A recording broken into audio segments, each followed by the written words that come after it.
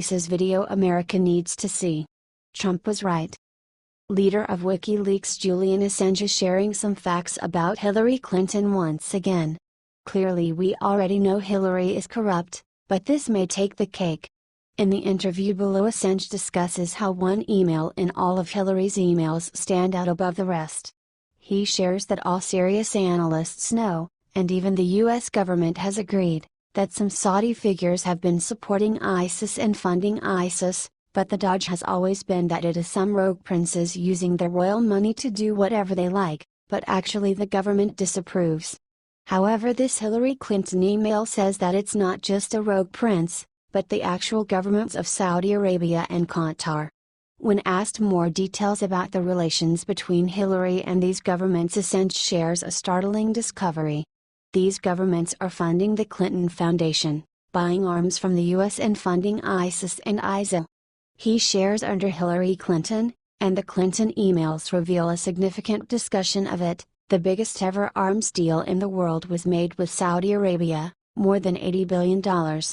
During her tenure, the total arms exports from the US doubled in dollar value.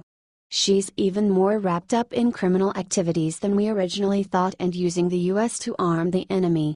Watch the video below. If you haven't checked out and liked our Facebook page, please go here and do so.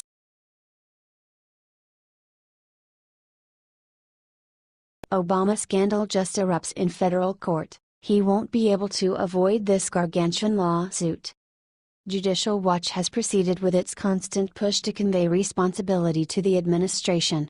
In the course of recent years, and particularly with the expansion of Hillary Clinton to the Obama organization, there has been sufficient defilement to give all-day work to scores of attorneys and agents for quite a long time to come. It's a declaration to the quality of our republic that we have survived the misgovernment these individuals have exacted on us. We're very acquainted with the Obama White House's asserted keeping an eye on individuals from Donald Trump's campaign team and different adversaries of the Democratic Party. It has moved toward becoming an incredible bazaar. Judicial Watch today announced it filed a Freedom of Information (FOIA) lawsuit against the U.S. Department of Justice and the National Security Agency, NSA, for information about Obama National Security Advisor Susan Rice's communications with the two agencies concerning the alleged Russian involvement in the 2016 presidential election, the hacking of DNC computers, the suspected communications between Russia and Trump campaign, transition officials, and the unmasking of the identities of any U.S. citizens associated with the Trump presidential campaign or transition team who were identified pursuant to intelligence collection activities. Be that as it may, now, justice won't be distant. Judicial Watch has formally sued to get the reports that would uncover the degree of the reconnaissance movement. That is a horrendously long articulation, yet it's pressed with data. For a certain something, unmistakably this claim is extraordinarily thorough.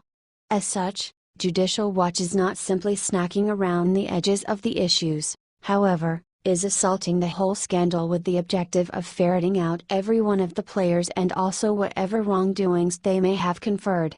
We want to know about the Obama White House involvement in the unprecedented spying on Donald Trump and other political opponents, said Judicial Watch President Tom Fitton.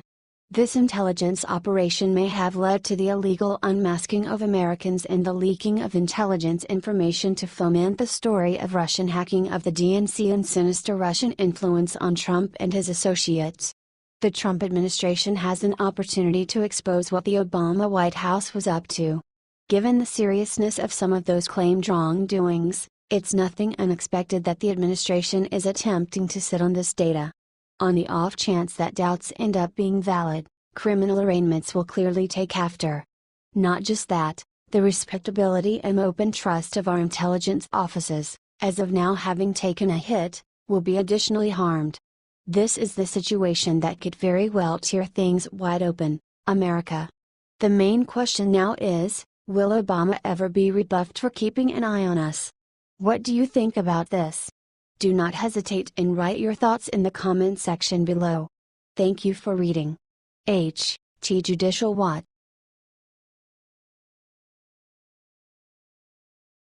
Russia goes public on Obama's secrets that happened during Obama's terms in office. Ever since Donald Trump got elected as president, liberals have been incessantly pushing the ridiculous propaganda about his collusion with the Russian government. As their narrative reaches a fever pitch with no sign of stopping anytime soon, Russia is about to drop a massive bombshell on Obama, and unfortunately for him and the Democrats, things could get really nasty very soon. In a recent press conference on U.S. Russia relations, Russian Foreign Ministry spokesperson Maria Zakharova said that Russia is considering publishing leaks about dirty secrets that Obama and his administration asked for the Russian government to keep private. The issue came up when she was specifically asked about the future of Russian-U.S. diplomatic relations in the context of the current atmosphere in Washington, D.C. Maria Zakharova: We provided our views on bilateral relations and the reasons for blocking them under President Obama. We said that we were willing to work with the new U.S. administration, under President Trump. I don't think we need to invent anything in this respect, because so much has been said before. Simply, we should start concrete practical work. We are ready for this. From mid.true, Zakharova went on to say that over the past few years they have witnessed many strange things with the Obama administration, things that directly violated how the Russian government transitionally did business. Whenever the Russian government would meet with the Obama administration, she said the U.S. State Department would always demand that the visit be kept a secret, which put Russia and the media in a strange situation. She expressed her frustration with the Democrats' recent practice of leaking confidential and secret information, saying that this practice would soon come to bite Barack Obama directly in the ass. Here's what she had to say: Also, I would like to say that if the practice of leaking information that concerns not just the United States but also Russia, which has become a tradition in Washington in the past few years, continues, there will come a day when the media will publish leaks about the things that Washington asked us to keep secret, for example, things that happened during President Obama's terms in office. Believe me, this could be very interesting information. Our American colleagues must decide if they respect the diplomatic procedure, if they keep their word on the arrangements made between us, primarily arrangements made at their own request, or we create a few very nice surprises for each other. We can only assume that if Obama loyalists still hiding in the White House continue to leak intel, it's inevitable that Russia will drop a bomb about a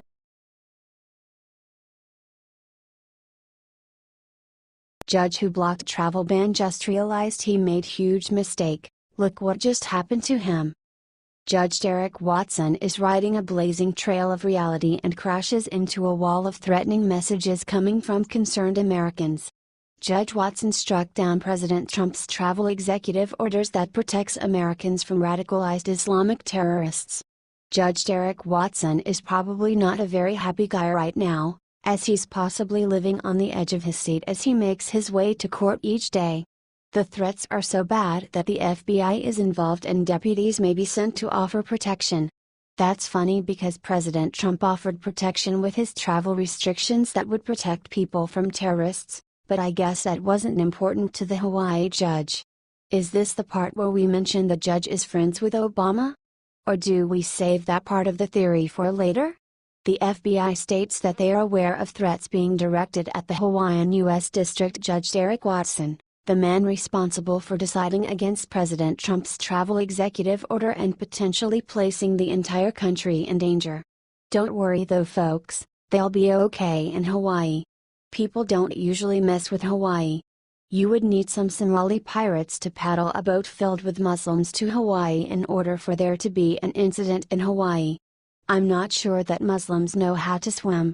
They're good at flying and driving into things, but they don't quite have a navy yet.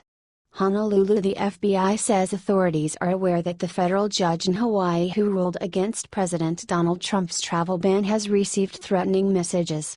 FBI spokeswoman Michelle Ernst said Thursday the agency is aware of reports of threatening messages against U.S. District Judge Derek Watson and is prepared to help if necessary. While the FBI did not provide details on what states the threats are originating, sources told CBS affiliate KGMB that they are coming from the mainland, or the continental U.S., Former federal agent Tommy Ayu told KGMB that it's not unusual for additional deputies to be brought in to help the local U.S. Marshal's office with protection needs. The U.S. Marshal's Service will do a critical risk assessment, look at the threat, make an analysis, and determine the level of protection needed, he said. Judge Watson made a huge mistake. Not only do we have living proof that the refugee program is a disaster, Sweden/Germany, but we know Muslim terrorists are bred like cattle over in those 6 countries for which travel ban restricts entry and requires extreme vetting. I wonder how long it takes Judge Watson to reverse his decision and think about the country first, other people second. They say that in a married household, the 2 most important people in the home are the parents. If the parents are happy first, then the kids will always be happy as well. Same rule applies for America. If we the people are always happy first, then we can help others better. We come first. Outsiders come second. Keep us happy, then we'll be happy to help others. Judge Watson needs to put his country first. Elementary, my dear want.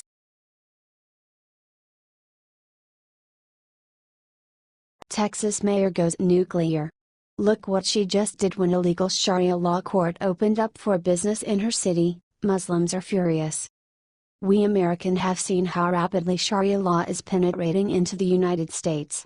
The radical Muslim development has made sense of that the most ideal approach to assume control over our nation and making Sharia law the tradition that must be adhered to is using the court system, instead of physical compel.